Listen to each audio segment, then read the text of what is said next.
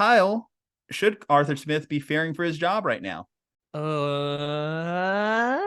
I guess kind of. I don't know. Like Arthur Smith is kind of this interesting precarious position where if the fan base doesn't believe you and the team starts to turn on you, what do you have left to work with if you're Arthur Smith? And look, I've said from the very beginning, I don't see the vision from Arthur Smith. I don't see it working for the Falcons. That doesn't mean it isn't working. I just don't see the vision on what they are building. I've made the joke for 3 years. I think this is his third year now. Arthur Smith's dream vision is to just recreate the 2019 Tennessee Titans in Atlanta. Like, this is where he found his success as a coach. He's only been an NFL assistant for like 8 years too. That's another part of this too. His only form of success, and he was fast tracked through the coaching ranks, but his biggest form of success came from being the offensive coordinator of a team that happened to have Derrick Henry and ran roughshod through the AFC for 2 seasons because Derrick Henry rushed for 2,000 yards in a season under Arthur Smith. And look, crazier things have led to offensive coordinators getting head coaching jobs. Derrick Henry had his best run of his career under Arthur Smith. The Falcons decided this was a causation correlation thing, and they wanted to attach themselves to Arthur Smith. And the entire vision has been, how do we create an offense that is run dominant and does not turn the ball over? And what they have done since then is invest in Cordell Patterson and bring in Tyler Algier. They had a season of Mike Davis. Obviously, they just drafted Bijan Robinson. They brought in Marcus Mariota, who again was the quarterback when Arthur Smith first started in Tennessee. So they did what Josh McDaniels did with Jimmy Garoppolo and just brought in someone who knew the offense, despite the fact that they had, and if my math is correct, the greatest quarterback in that franchise's history still on the team. Now, granted, Matt Ryan was at the very end of his career, but like, you don't just jettison the greatest quarterback in your franchise's history and just replace him with nothing. That's just something that is a fireable offense in a lot of cases. Well, let's not forget, though, things got convoluted there because the Falcons at the time were very much in pursuit of Deshaun Watson and made Matt Ryan very much disgruntled with the Atlanta Falcons organization, which I think made it a point where they almost had to. They disrespected the greatest quarterback in their franchise's history and then replaced him with nothing. That might be even worse than what I was describing before. They went out of their way to disrespect the greatest quarterback in their franchise's history, moved off of him, and replaced him with nothing. And look, they drafted Desmond Ridder in the 3rd round, and that was the quarterback that Arthur Smith wanted to hitch his wagon to. And as you have said on previous videos on this show, you've gone further than me in saying Desmond Ridder is not an NFL quarterback, period. You have said he's not an NFL quarterback, period. So they got rid of the greatest quarterback in their franchise's history after disrespecting him, replaced him with nothing. I mean, they brought in Marcus Mariota, who was a backup with the Raiders and got benched in the middle of the season last year because, and I remember this so clearly, it was one of the funniest things I've ever seen in an NFL football game. Marcus Mariota threw a pick and Atlanta proceeded to run the ball 18 consecutive plays after Marcus Mariota threw an interception. Like, it was just jarring to see in real time. Oh, you don't even believe in your quarterback to game manage. You don't even believe in that much on the quarterback. So they have been trying to reassemble that 2019 Titans offense all over these 3 years while simultaneously spending both of their top 10 draft picks on skill position players. Drake London and Kyle Pitts were the 2 highest draft picks they were supposed to have in the rebuild. And granted, they had a crappy season and they ended up falling into Bijan Robinson. So they picked 3 skill position players with their 3 first-round picks in the Arthur Smith regime, despite the fact that they haven't really used them very much at all. So, yeah, that's the explanation for why we're at this point with Arthur Smith. They just lost to the Cardinals, and they're 4-6. They're still 1 game out of that crappy division, but they are a clear 3rd place right now behind even the Tampa Bay Buccaneers. And you're ready to fire Todd Bowles tomorrow. So if Todd Bowles is on the chopping block, where do things sit for old Arthur Smith? See, what I would say, and maybe this stems from last year, the Atlanta Falcons kicking the shit out of my 49ers, is I actually did kind of see the vision for the Falcons and Arthur Smith. You mentioned the run dominant team they were trying to craft in Atlanta. I saw that potential there, but the problem is to never really invest over the last 2 years in the quarterback position. And obviously, again, the Matt Ryan situation got a little hairy there. You disrespected him. Matt Ryan, though, when he went to the Indianapolis Colts, he showed that it's not like if he was on that team last year, we would have thought that they would have been any better, really. I mean, if Indianapolis Colts version of Matt Ryan showed up and played today for this Atlanta Falcons team, I don't think that they'd be any different than what they are now. They'd probably still be around that 4-6 range because Heinicke, he's come in the last 2 games. He's thrown 1 interception, 2 touchdowns. Like, he hasn't been a world beater, but I still think that he's given you a little bit more than what you were getting out of Desmond Ridder. I think that, unfortunately for the Atlanta Falcons, I mean, just game scripting, game planning wise, they just seem to be off. I mean, come on. How do you let what happened against the Minnesota Vikings happen? Joshua Dobbs, who just got in the building, who had fumbled 3 times, I believe, in the first half in that game. How do you let that Minnesota Vikings team come back to beat you in that game? That's just poor execution by the players and the coaching staff in that game. To amplify that, you go against the 1-8 Cardinals, who have Kyler Murray coming off of an ACL injury, to have him running around and making sensational plays back there. Again, also really inexcusable. So, like, I'm not putting as much blame on the quarterback position as I was through the first half of the season with Desmond Ridder, because I think that was apparent that Desmond Ridder was holding the team back at that point in time. At this point in time, I think it's more so on just the rest of the team. And again, the coaching staff just not executing in the right moments in situational football for that game, for this game, for these last 2 weeks. I think that that's been the problem. So yes, maybe Arthur Smith, he should be like, I thought I saw it. I saw the potential there, like, of like what he wanted to do, but to not have that quarterback situation figured out by year 3, again, that's where most coaches die. We're at that point now for the Atlanta Falcons, where even if they do have some success here at the end of the season, it's like year 3, what are you waiting for? And this is the quarterback they picked, right? They passed on Justin Fields. They passed on all the quarterbacks of the 2022 draft class. They passed on Will Levis this year. They passed on all of these quarterbacks because this was the guy, right? This Desmond Ridder was the person that Arthur Smith believed in. And by the way, I know most people didn't watch that Falcons Cardinals game. I do a Cardinals podcast. I watched that game. Taylor Heinicke popped his hammy at the end of that game. So we're back to Desmond Ridder as of right now, being the quarterback of the Atlanta Falcons. Ridder, they're on bye, so maybe Heinicke will be recovered by then. But it was a bad hamstring injury at the end of that game. He was limping pretty bad. So I mean, we'll see what happens there. But this is the quarterback they wanted. This is Atlanta's guy, is Desmond Ridder, and he's clearly not good enough. So I mean, the Falcons, what's crazy is that as shitty as Matt Ryan has been, so bad that he hasn't been allowed back in the league since the end of that crazy Colts season. Like, he's still the best quarterback they've had in the Arthur Smith regime.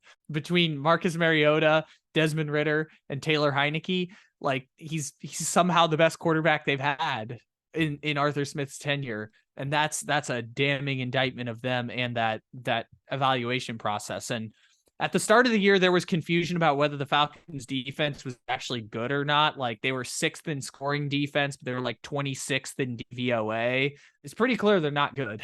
It's pretty clear their defense is not good. They didn't fix it by signing David Onyemama, as I like to call him, and Jesse Bates and a handful of other, like, they didn't fix it just by signing a bunch of free agents. Casey Hayward and on down. Like, it didn't work, man. It's the defense is not fixed.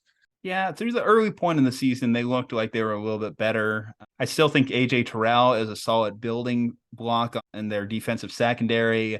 They were getting some better production from their front 7 earlier in the year, and that's kind of like disappeared. I think that there might just be a little bit of, you mentioned it earlier, like losing the locker room. I feel as though that's kind of where Arthur Smith really is, and that's why he's probably, like, I don't know if they need to fire him mid-season, but like, they're not getting better. I don't think they're getting better as a team at this point. And you're just starting to see the more distrust built between guys like Drake London and Kyle Pitts, who they're putting everything they can into the game, but they're just not getting targeted or even being involved in the offense. And there was like a play, you want to talk about funny plays like 3 weeks ago, where it's like, I want to say they had their backup tight end, Jonnu Smith, throw a pass to their other tight end while Kyle Pitts was blocking. Yeah, that's a Yeah. thing. By the way, Jonnu Smith, who was also the tight end on Arthur Smith's 2019 Titans team. Like, his wet dream this whole time has been to reinvent the 2019 Titans in Atlanta, which is a stupid philosophy. The 2019 Titans were the 6th seed in the AFC playoffs. Like, his whole philosophy is just, what if I get the guys who know my system and know my scheme and bring them in? Which, by the way, I don't know how much like Arthur Blank feels about him right now, but like, the fan base thinks you're a dum-dum. And I don't know what the players think. We talked about potentially losing the locker room over some of these decision makings. I don't know how the locker room feels. I don't know how his boss feels, but the fan base thinks you're an idiot. And that has been made pretty clear over the last few weeks. They don't think you know what you're doing. They had to put out a report, and I can't believe how funny this was. The Saturday before the game against the Cardinals, they had to put out a report. I mean, it was leaked from the Falcons, because the Falcon, if you follow the trail on who has the incentive to put this out, the Falcons did. They put out a report that said the second half of the season, they would be using Bijan Robinson much more extensively than they have in the first season. They had to leak out that they were going to use Bijan Robinson more because for some reason, for some godforsaken reason, Arthur Smith was willing to die on the hill of Tyler Algier. I don't understand it. Like, he that doubled was the down on weirdest that part though. of it. Did you not see like his press conference comment that he said Tyler Algier is the best goal line back in the league? So that basically tells you anytime they're going to be in goal line situations, guess who's not going to be on the field? Bijan Robinson.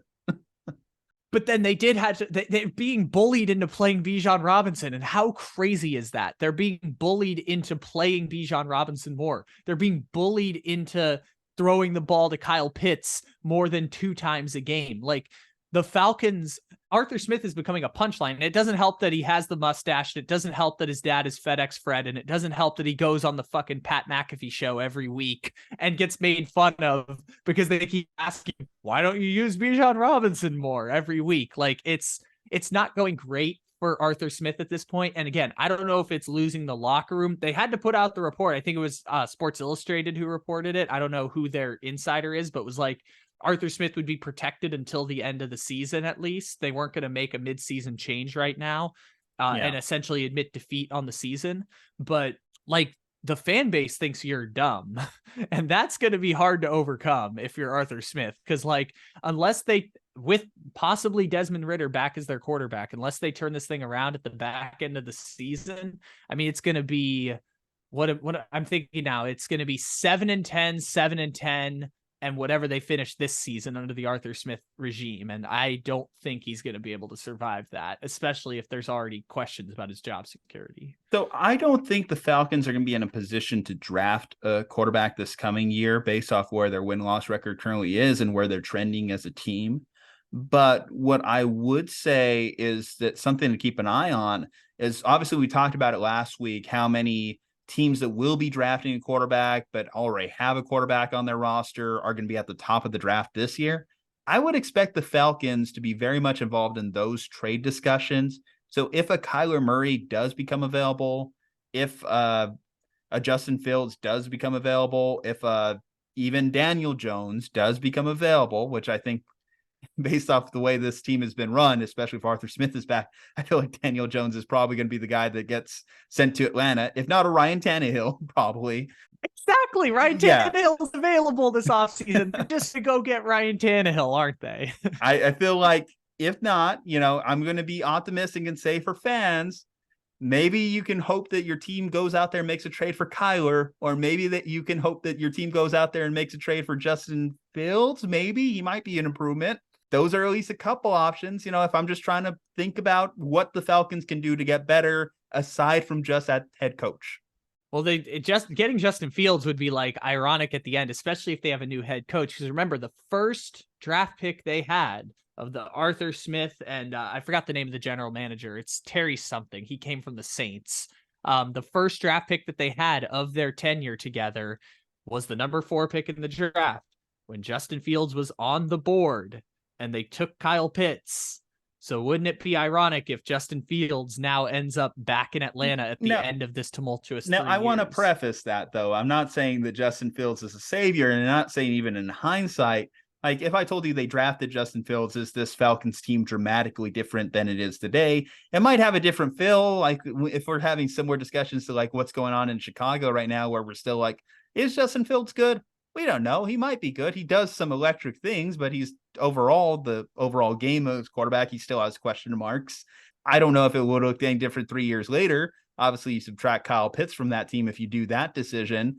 Would they still be drafting Bijan? Would they still be drafting Drake London a year later? You know, like would those decisions still remain the same? Hard to say what that butterfly effect would be. But if they got Justin Fields today, 3 years later, with the current accumulation of talent that they do have, because they didn't draft Justin Fields when you said they had the opportunity to, maybe it might actually be a better situation for Justin Fields to land in than if he went to the Atlanta Falcons team 3 years ago. Yeah, because there's at least a ballpark chance that he won't have a dum-dum as his head coach. He has a dum-dum. He had Matt Nagy in Chicago, and he would have had Arthur Smith in Atlanta. So, like, maybe now there will be an outside chance that he doesn't have an absolute dum-dum as his head coach. Bobby Slowick. Slowick to Atlanta, and maybe they trade for Justin Fields or Kyler Murray. We'll see. Maybe that's the thing that you're Atlanta Falcons fans, you're hoping for going into next season. Maybe that's what you hang your hat on. Maybe they maybe they go get Jim Harbaugh. Who knows? Maybe Jim Harbaugh, future Atlanta Falcons head coach, is the game for them. Minus 130 today, according to bettors. Jim Harbaugh to the NFL, whether it's in Atlanta, the Chargers, you name it, Raiders maybe.